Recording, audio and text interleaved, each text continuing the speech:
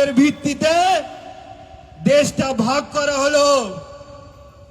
আমরা সংখ্যাগরিষ্ঠ এই দেশে, তাও আমরা একটাও হিন্দু রাষ্ট্র পেলাম না।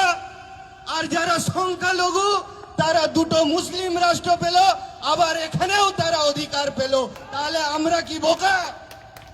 আজকে সেই জন্যই আজকে এই ডাইরেক্ট অ্যাকশন ডে পালন করতে এসেছি।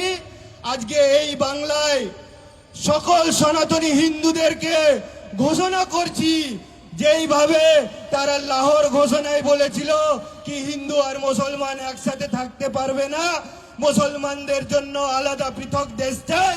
আজকে আমরা এই বাংলায় বলছি কি আমরা মুসলমানদের সাথে থাকতে পারবো না, আমাদেরকে পৃথক ব্যবস্থা চাই আর এদেরকে বাংলাদেশ পাঠাতে হবে। তারা আমাদের দেশে থাকবে,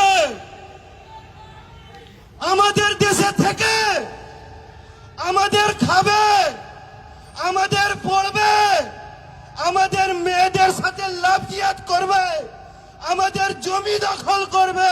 আর সহ্য করব না, সবুজ পতাকা দেখলেই সাটা ভাঙা মার দিব।